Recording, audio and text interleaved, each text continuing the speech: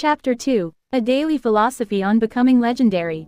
Do not allow your fire to go out, spark by irreplaceable spark in the hopeless swamps of the not quite, the not yet, and the not at all. Do not let the hero in your soul perish in lonely frustration for the life you deserved and have never been able to reach. The world you desire can be won. It exists. It is real. It is possible. It is yours. Ayn Rand. He was a speaker of the finest kind. A genuine spellbinder. Nearing the end of a fabled career and now in his 80s, he had become revered throughout the world as a grand master of inspiration, a legend of leadership and a sincere statesman helping everyday people realize their greatest gifts. In a culture filled with volatility, uncertainty and insecurity, the Spellbinders events drew stadium-sized numbers of human beings who longed not only to lead masterful lives filled with creativity, productivity and prosperity, but also to exist in a way that passionately elevated humanity, so that, at the end, they would feel confident they had left a wonderful legacy and made their mark on the generations that would follow. This man's work was unique. It blended insights that fortified the warrior within our characters with ideas that honored the soulful poet who resides inside the heart. His messaging showed ordinary individuals how to succeed at the highest levels of the business realm yet reclaim the magic of a life richly lived.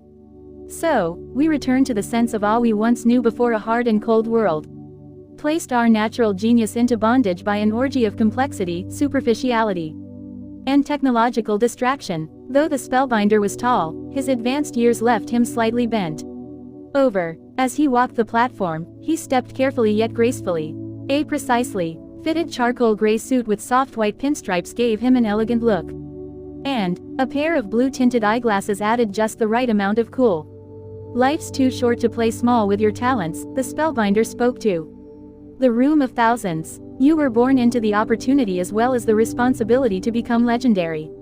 You've been built to achieve masterwork level projects, designed to realize unusually important pursuits and constructed to be a force for good on this tiny planet. You have it in you to reclaim sovereignty over your primal greatness in a civilization that has become fairly uncivilized, to restore your nobility in a global community where the majority shops for nice shoes and acquires expensive things yet rarely invests in a better self. Your personal leadership requires, demands, that you stop being a cyber zombie relentlessly attracted to digital devices and restructure your life to model mastery, exemplify decency and relinquish the self-centeredness that keeps good people limited. The great women and men of the world were all givers, not takers. Renounce the common delusion that those who accumulate the most win. Instead, do work that is heroic, that staggers your marketplace by the quality of its originality as well as from the helpfulness it provides. While you do so, my recommendation is that you also create a private life strong in ethics, rich with marvelous beauty and unyielding when it comes to the protection of your inner peace. This, my friends, is how you soar with the angels and walk alongside the gods. The spellbinder paused. He drew in a gulp of air, as big as a mountain. His breathing grew strained and made a whooshing noise as he inhaled. He looked down at his stylish black boots that had been polished up to a military grade. Those in the front row saw a single tear drizzle down the time-worn yet once handsome face. His gaze remained downward. His silence was thunderous. The spellbinder appeared unsteady, after a series of stressful moments that had some in the audience shifting in their seats. The spellbinder put down the microphone he had been holding in his left hand. With his free hand, he tenderly reached into a pocket of his trousers and pulled out a crisply folded linen handkerchief. He wiped his cheek. Each of you has a call on your lives. Every one of you carries an instinct for excellence within your spirits. No one in this room needs to stay frozen in average and succumb to the mass mediocratization of behavior evident in society, along with the collective deprofessionalization of business so apparent in industry. Limitation is nothing more than a mentality that too many good people practice daily until they believe it's reality. It breaks my heart to see so many potentially powerful human beings stuck in a story about why they can't be extraordinary, professionally and personally. You need to remember that your excuses are seducers, your fears are liars and your doubts are thieves. Many nodded, a few clapped, then many more applauded. I understand you. I really do, continued the spellbinder. I know you've had some difficult times in your life. We all have. I get that. You might be feeling things haven't turned out the way you thought they would. When you were a little kid, full of fire, desire and wonder. You didn't plan on each day looking the same, did you? In a job that might be smothering your soul. Dealing with stressful worries and endless responsibilities that stifle your originality and steal your energy. Lusting after unimportant pursuits and hungry for the instant fulfillment of trivial desires, often driven by a technology that enslaves us instead of liberating us. Living the same week a few thousand times and calling it a life. I need to tell you that too many among us die at 30 and are buried at 80. So, I do get you. You hoped things would be different. More interesting, more exciting, more fulfilling, special and magical. The spellbinder's voice trembled as he spoke these last words. He struggled to breathe for an instant. A look of concern caused his brow to crinkle. He sat down on a cream-colored chair that had been carefully placed at the side of the stage by one of his assistants. And, yes, I am aware that there are also many in this room who are currently leading lives you love. You're an epic success in the world, fully on your game and enriching your families and communities with an electricity that borders on otherworldly. Nice work. Bravo. And, yet, you too have experienced seasons where you've been lost in the frigid and dangerous valley of darkness. You, too, have known the collapse of your creative magnificence as well as your productive eminence into a tiny circle of comfortableness, fearfulness and numbness that betrayed the mansions of mastery and reservoirs of bravery inside of you. You, too, have been disappointed by the barren winters of a life weakly lived. You, too, have been denied many of your most inspired childhood dreams. You, too, have been hurt by people you trusted.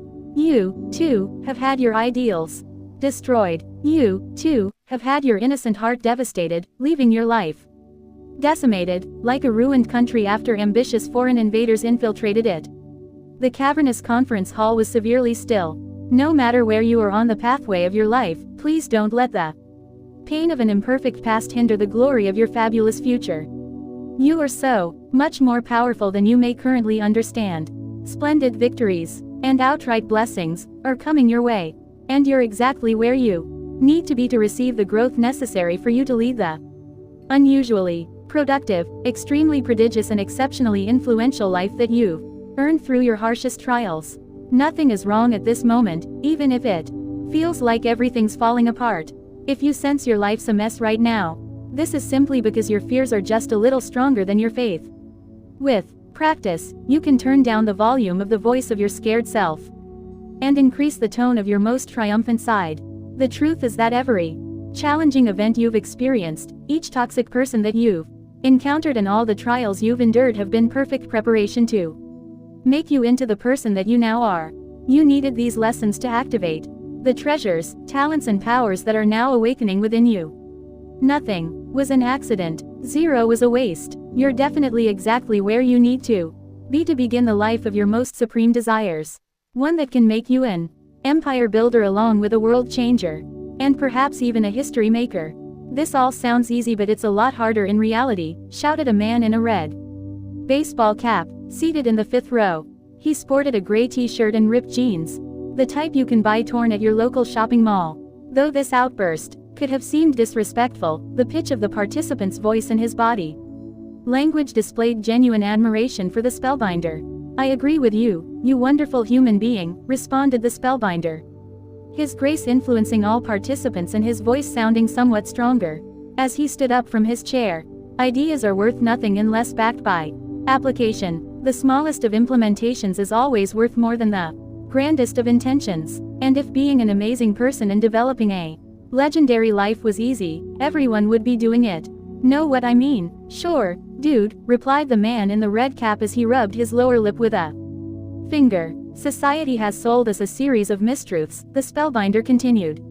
That pleasure is preferable to the terrifying yet majestic fact that all possibility requires hard work, regular reinvention and a dedication as deep as the sea to leaving our harbors of safety, daily. I believe that the seduction of complacency and an easy life is 100 times more brutal, ultimately, than a life where you go all in and take an unconquerable stand for your brightest dreams. World class begins where your comfort zone ends. As a rule, the successful, the influential, and the happiest always remember. The man nodded. Groups of people in the audience were doing the same. From a young age, we are programmed into thinking that moving through life loyal to the values of mastery, ingenuity and decency should need little effort. And so, if the road gets tough and requires some patience, we think we're on the wrong path, commented the spellbinder as he grasped an arm of the wooden chair and folded his thin frame into the seat again. We've encouraged a culture of soft, weak and delicate people who can't keep promises, who bail on commitments and who quit on their aspirations the moment the smallest obstacle shows up. The orator then sighed loudly. Hard is good. Real greatness and the realization of your inherent genius is meant to be a difficult sport. Only those devoted enough to go to the fiery edges of their highest limits will expand them. And the suffering that happens along the journey of materializing your special powers, strongest abilities and most inspiring ambitions is one of the largest sources of human satisfaction. A major key to happiness and internal peace is knowing you've done whatever it took to earn your rewards and passionately invested the effortful audacity to become your best. Jazz legend Miles Davis stretched himself ferociously past the normal. His field knew to fully exploit his magnificent potential. Michelangelo sacrificed enormously mentally, emotionally, physically and spiritually as he produced his awesome art. Rosa Parks, a simple seamstress with outstanding courage, endured blunt humiliation when she was arrested for not giving up her seat on a segregated bus, igniting the civil rights movement. Charles Darwin demonstrated the kind of resolve that virtuosity demands by studying barnacles, yes, barnacles, for 8 long years as he formulated his famed theory of evolution. This kind of dedication to the optimization of expertise would now be labeled as crazy by the majority in our modern world that spends huge amounts of their irreplaceable lifetime watching streams of selfies, the breakfasts of virtual friends and violent video games, noted the spellbinder as he peered around the hall as if committed to looking each of the attendees straight in the eye. Stephen King worked as a high school writing teacher and in an industrial laundry before selling Carrie, the novel that made him famous. The aging presenter continued. Oh, and please know that King was so discouraged by the rejections and denials that he threw the manuscript he wrote in his rundown trailer into the garbage, surrendering to the struggle. It was only when his wife, Tabitha, discovered the work while her husband was away, wiped off his cigarette ashes, read the book and then told its author that it was brilliant that King submitted it for publication. Even then, his advance for hardcover rights was a paltry $2,500. Are you serious? Murmured a woman seated near the stage. She wore a lush green hat with a big scarlet feather sticking out of it and was clearly content with marching to her own drumbeat. I am, said the spellbinder.